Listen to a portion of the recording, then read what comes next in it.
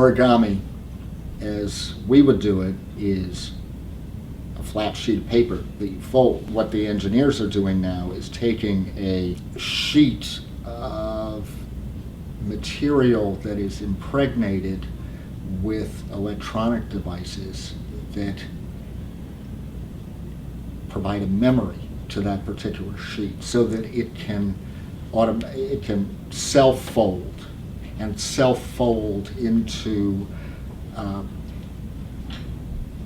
very intricate shapes that only computer software can anticipate. But it's a very sophisticated and multidimensional area of engineering. It's computational, it's computer science, it's mechanical, and the implications for it, are pretty unlimited. I mean, biomedical, space, aerospace, energy. So the proteins can either fold into normal shapes, or they can be like malware in the body. They can be cancers. And so presumably understanding how they fold or how they fold badly will allow us to create perfectly targeted drugs to get right in the body at that sort of atomic area, sort of like, the perfect cell-to-cell warfare. The big example is a telescope the size of a football field that can self-fold into a 4-meter wide instrument that can be installed inside a spacecraft and launched into space so that it can be positioned at just the place where it can capture the most interesting information.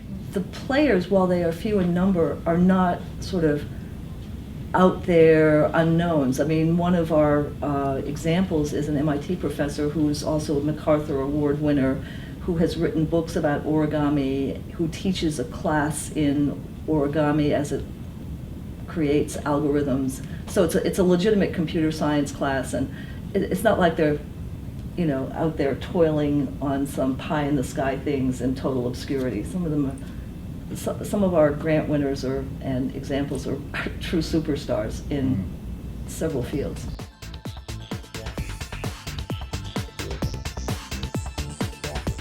The job market is pretty bad for academic engineers at this point.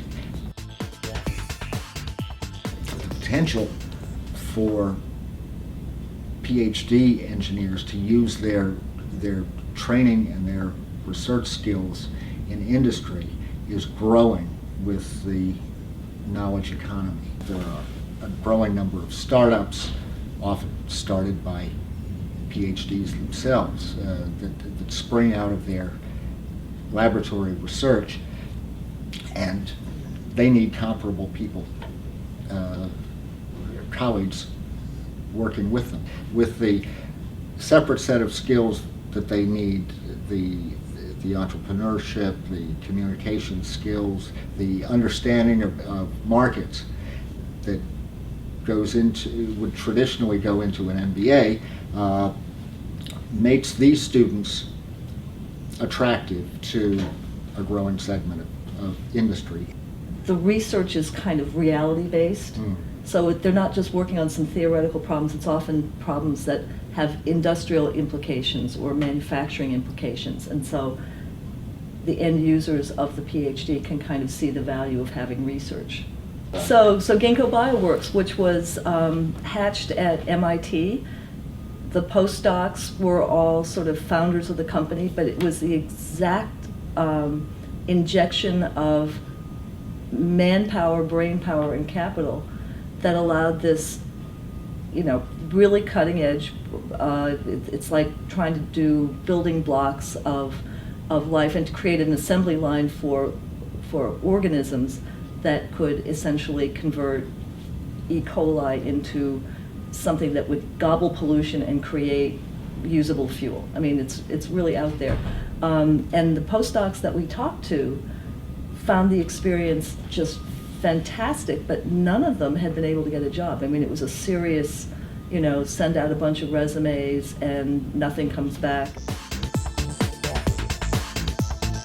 ASCE has a retention study ongoing, and some of the universities that supplied information specifically cited the living learning community as having had an extremely positive impact on student persistence, student grades. One of my favorite examples is at Texas A&M, one of the very early pioneers. They had a living learning community for engineering undergraduates in like 1992, and then they made a woman-only one, and then they have one for minorities, and you just slice and dice it.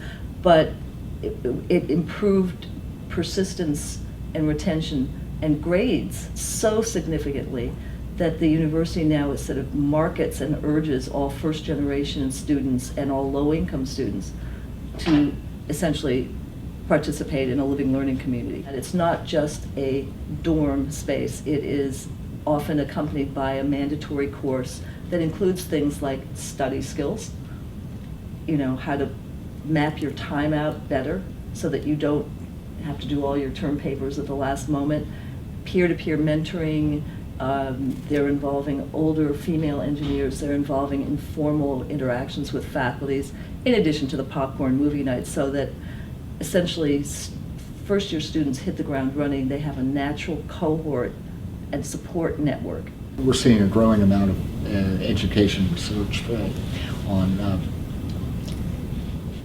attracting and keeping women in engineering that stresses the importance of mentors and the importance of a community in which these women can appreciate what it means to be an engineer and actually feel as though they belong.